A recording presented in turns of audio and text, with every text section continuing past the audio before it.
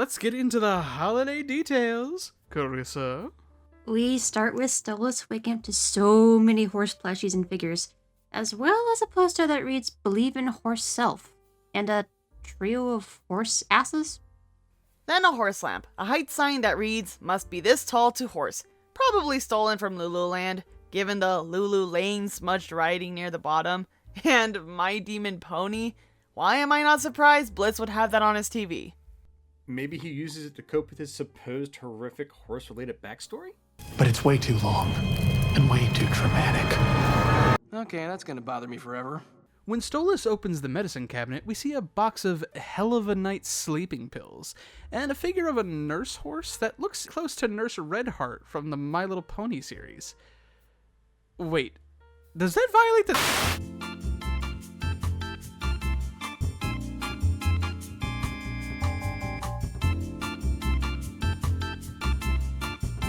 Moving on.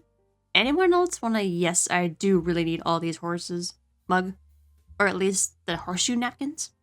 Next, we have Stolas calling Via, but he asked Blitz to borrow his phone. Does Stolas not have his own phone? If he did he lose that when he lost everything else? That's pretty fucked up. But it does explain why Via would have Blitz saved in her phone, though it is funny she has him saved as Dad calling from shitty boyfriend's phone. Hilarious! Hilarious! Hilarious!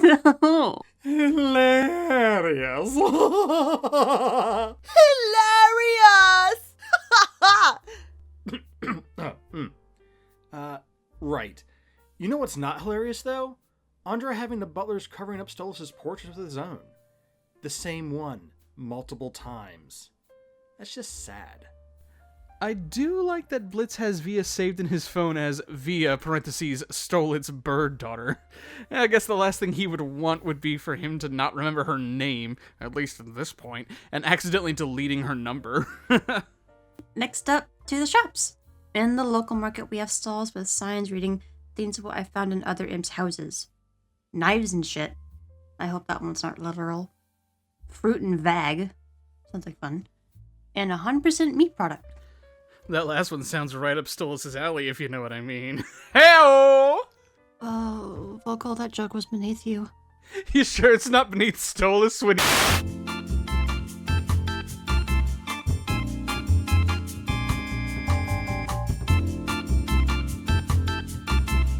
Do we want to know what kind of product rot your teeth is supposed to be? And is that a bottle of poison, or is it meant to be wine? In hell, there's no telling. Either way, it looks like you can have your pick of Bielsa juice based on all these bottles. I wonder if B sells it in different flavors like other spirits on Earth.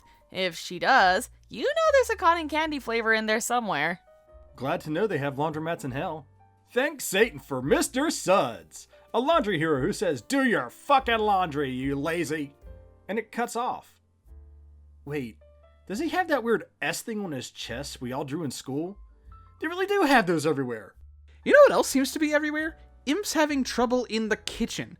Between Blitz and Fizz, is this a common thing? Or are they just hopeless in the kitchen? No. Never again. Either way, at least they could eat down at the Pride Diner. Love that name. Pride Diner. Serving sinners since... and then a couple of symbols?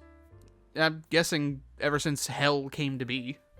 Yeah, but they can't eat there if the staff is gonna spit at them. So Blitz makes good on his word to get Stolas some rats in an alley where we see an IMP ad posted, alongside graffiti that reads, "Suck my dick," "Fuck hell," over what appears to be a pentagram, and a pretty badass tag for Spindlehorse. Won't lie, that'd make a cool bumper sticker if nothing else. Speaking of potential merch, am I the only one who thinks this could be an Aussie-inspired dress in the window? Stylish occult! Where's our Sins merch at? Please no. My wallet can't take it. Yeah, but Mammon would gladly take your wallet. Speaking of taking your money, the name Frock Off, Respectably Unapproachable Clothing, is such a good one that I hope they can at least have a convention stall named after it at some point. Then we have the offices of Dewey, Cheatham, and Howe. Sleazy law firm in hell? Surprised they weren't in the last episode.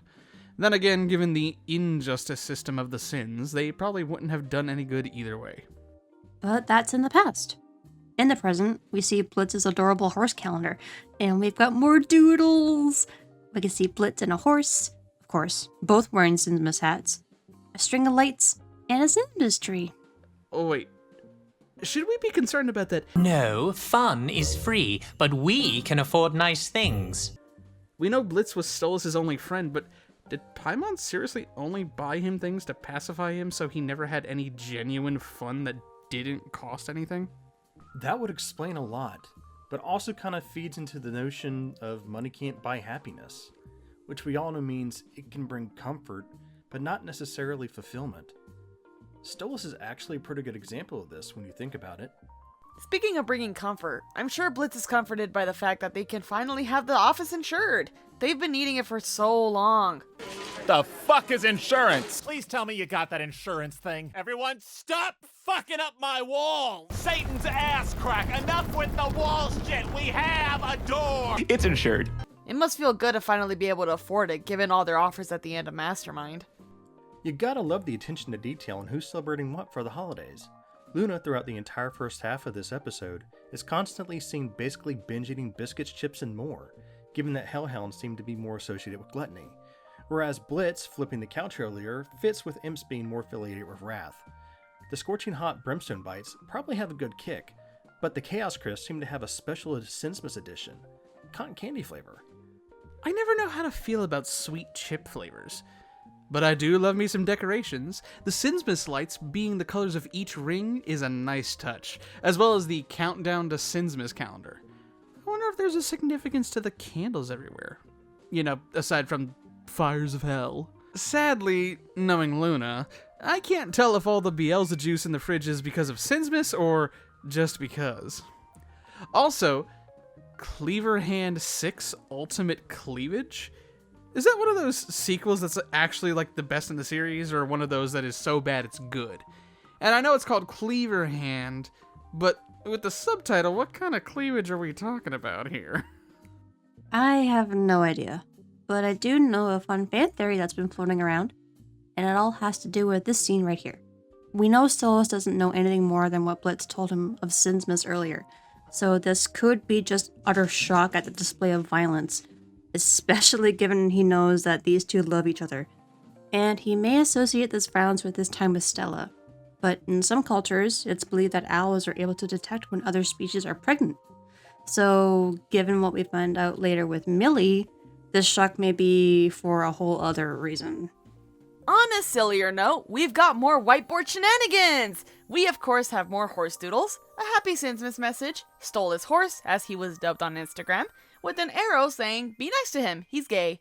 A note saying it has been 3 days since Moxie sang, with the second X being added as an afterthought, and the spot with the 3 is heavily smudged, so I guess it's been erased quite a lot. There's also a violence graph, and a horse on a surfboard with a gun saying bang bang, and an arrow to it saying, he just like me for real. Hey look, they got a new computer for Sinmas. Guess they had to replace the last one. Nothing like getting an upgrade. I'm also digging the new honeycomb and the imp ornaments on the tree. You weren't kidding. The details they put towards each sin is impressive and appreciated. Know what else is appreciated? The support from Blitz trying to encourage Stolas. We got the Yas Queen visor and the You Go Girl and I Believe in You flags. We hadn't mentioned it yet, but honestly, since the trial, this is the healthiest their relationship has ever been. And it feels like it'll only get stronger. It's funny that the sex seemed to be what's holding back their true potential intimacy. I mean, from the end of Mastermind up to now, we've seen Blitz care for Stolas when he's at an all-time low, helping him through various tasks ranging from buying groceries to doing laundry, teaching him things no others would think he'd need to know, defending him when people try to attack him in any way, and even when insulting him earlier. You know what might help that privileged little attitude? Paperwork! It felt more of a caring, you're in a funk and I want to help you get out of it way. And not at all the same as what we saw in Full Moon or Apology Tour. Not to mention offering his phone no hesitation to help him call Octavia. And we see even more examples of this comforting and caring later on. It seems like things are improving for the better ever since their breakup. Even if they should probably still talk to someone to be able to air out all they need to. But hey, It looks like Blitz and Luna have gotten better about communicating, given he silently tells her not to fight with this new Karen of theirs, and Luna doesn't immediately start a fight anyway. But, wait, does Blitz not know what Christmas is? Because it's Christmas. It's sins, Miss Lady. Get it right. Or is he saying, you're in hell now, it's Sinsmas, because they showed Lyle Lipton the Mall Santa? But maybe they were just dressed for Sinsmas because the outfits are similar?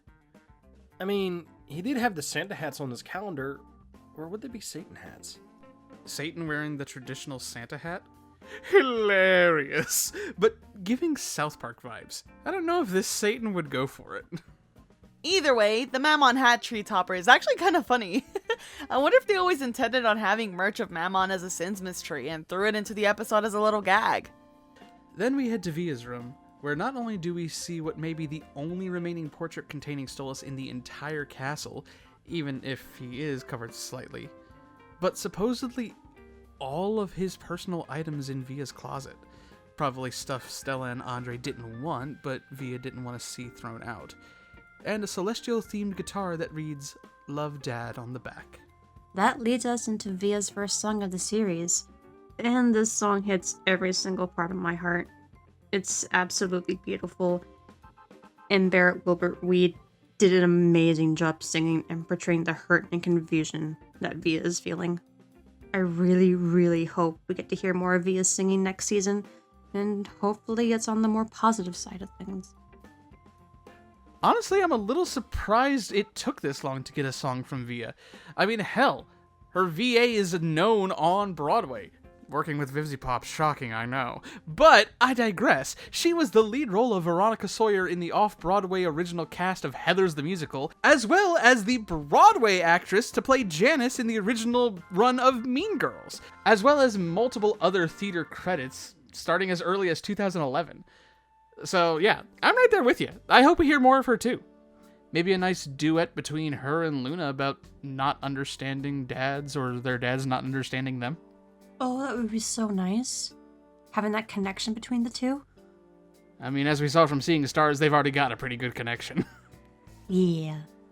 That was a very pretty song, and pretty heavy too. It's not too uplifting that the first thing Via sees after is the bottles of Happy Pills for Stolas.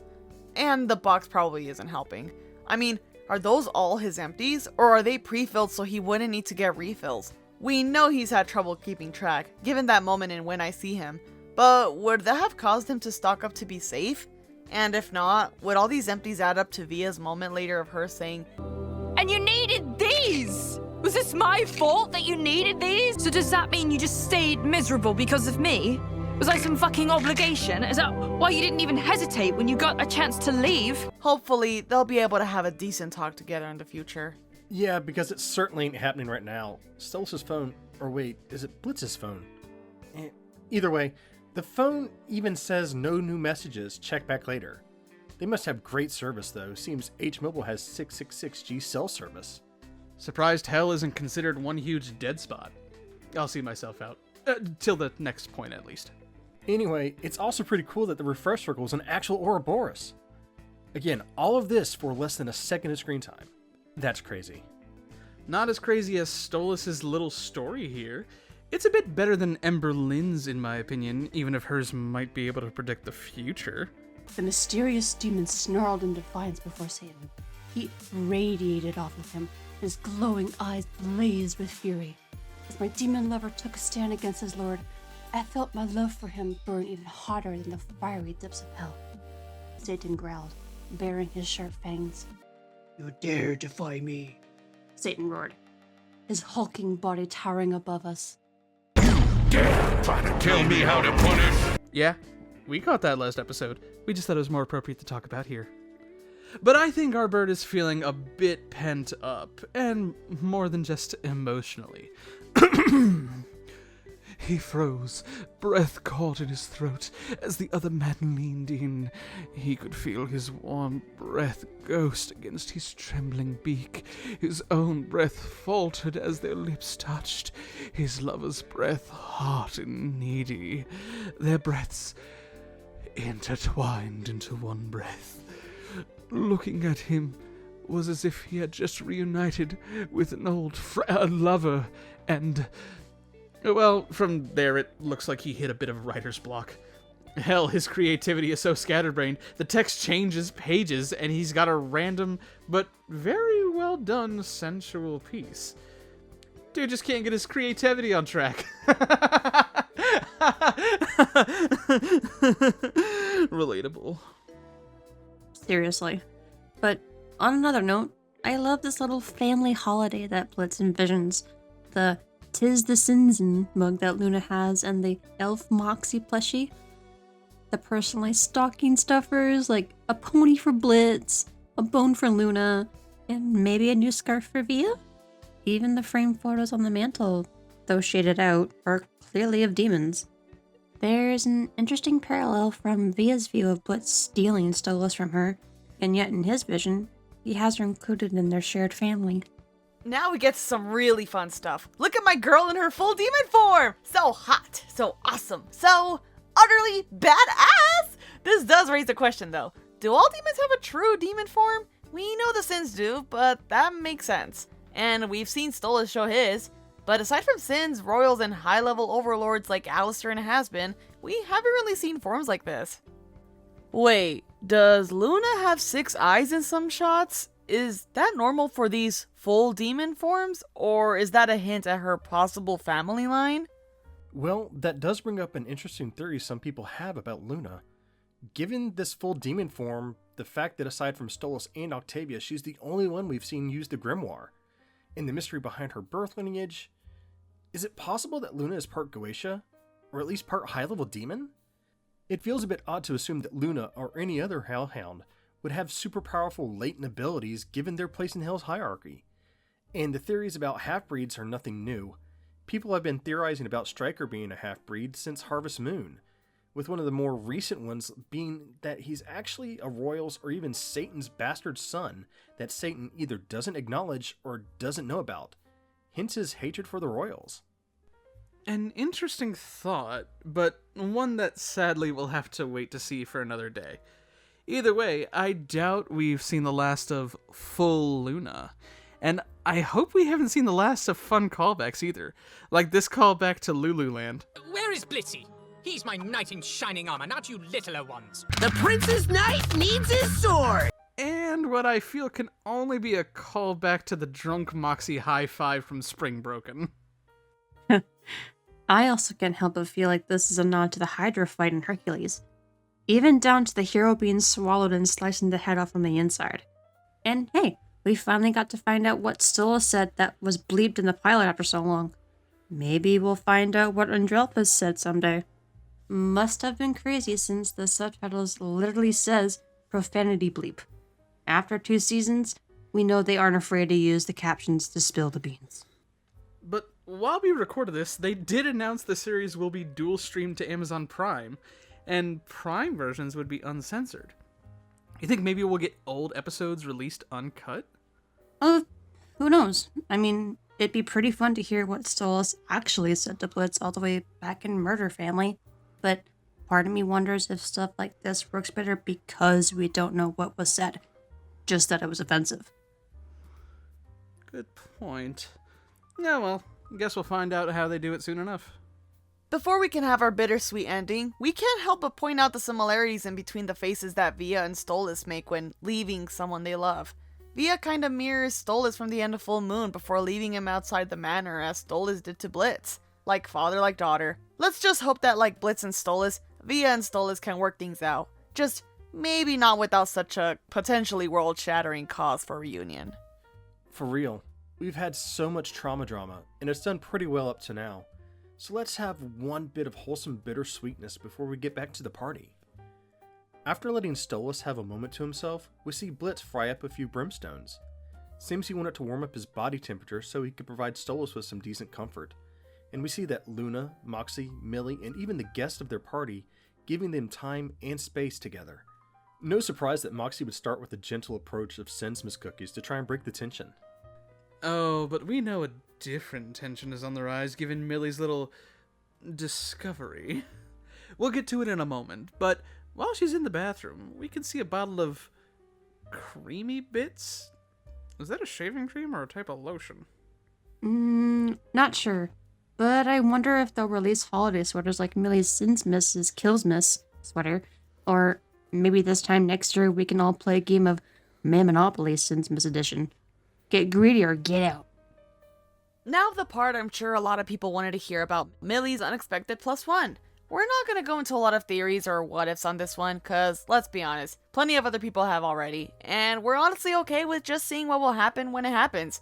What we will point out is the fact that when Millie makes her call to Sally Mae, she stops outside another apartment, apartment 661. Some folks probably just thought, oh, Blitz probably lives in 666, right?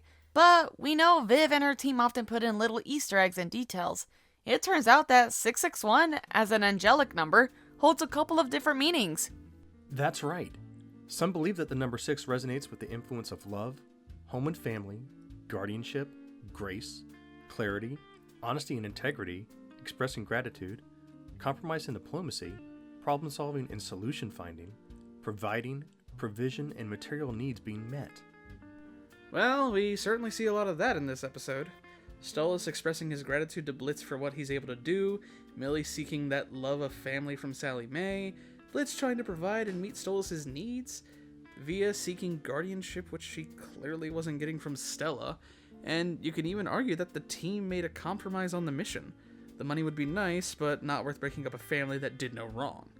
They'd rather lose one bitch of a customer than take away a familial love they'd all want themselves. And they also believe the number 1 resonates with intuition and insight, new beginnings and fresh starts, striving forward in progress. It encourages us to step outside our comfort zones and reminds us that we create our own realities with our thoughts, beliefs, and actions. Kind of like Blitz trying to create his own reality of a family he wants, even if, in the past, he's thought he doesn't deserve it. That's a lot. And there's even more to this number, so we'll just put a link in the description if you'd like to read more. For now, let's look at Luna's phone where we see on Instagram she's actually following Vicky, that bitch, from B's party. Kinda odd she'd be following a rival of sorts, but hey, at least she seems she made some friends at the party. Seeing these other hellhounds chilling with her in her limited Sinsmas edition glut honey carbonated Beetlejuice with natural flavors is awesome. Know what wouldn't be awesome? The hangover any of us would get from that stuff. Harder than ethanol, Christ on a stick! Guess it's a good thing demons seem to have a higher tolerance. Well, sometimes. In any case, all we really have left to talk about are the original Sinsmith songs in the episode. While we'll go into more specifics in our Season 2 song tier list video, which, if it's out, will be linked right here, we can still talk a little bit about them. And yes, we'll have an episode tier list too. Just wait till the series is done and we make our ultimate tier list. Until then, let's talk about the details of the songs.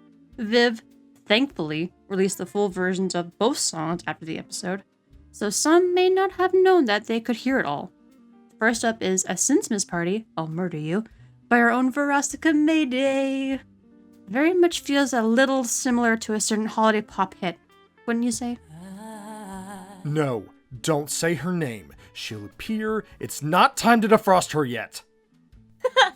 Then we have Mary Sinsmith, sung by Benny Benack III, a pretty popular jazz and cabaret artist who's performed as the host and featured soloist of Postmodern Jukebox, and regularly featured with Charlie Rosen and the 8-Bit Big Band. Per Sam Haft himself, the song is meant to harken back to crooner songs of the past, specifically Sinatra, and has even gone on to say, and I quote, "We picked the vocalist because he did a Sinatra impersonation on a big band version of our song Five Nights at Freddy's, arranged by the 8-Bit Big Band." Well, it made for one hell of a duet number for Stolas and Blitz to dance to. I know some fans have wanted to see them dance together for quite a while, even if they had to make it happen themselves before this. Well, it certainly was a bittersweet ending to the season, but there's a lot of places we could head next season, with new plot points or returns to others. Could you imagine Crimson attacking IMP now and discovering he can take down a disgraced Goetia too? Fuck. With Stolas' powers stripped, could Stryker actually finish the job? Imagine the dorks finding out the demon that possessed them can't do anything if they found a way back into hell. Like we said earlier, theories for another time. For now, we could just appreciate the stuff we got, and look forward to more coming up. from the sound of it, we'll have plenty of shorts to look forward to as well, so we'll keep bringing the background details. Thanks for watching, and we'll see you next time.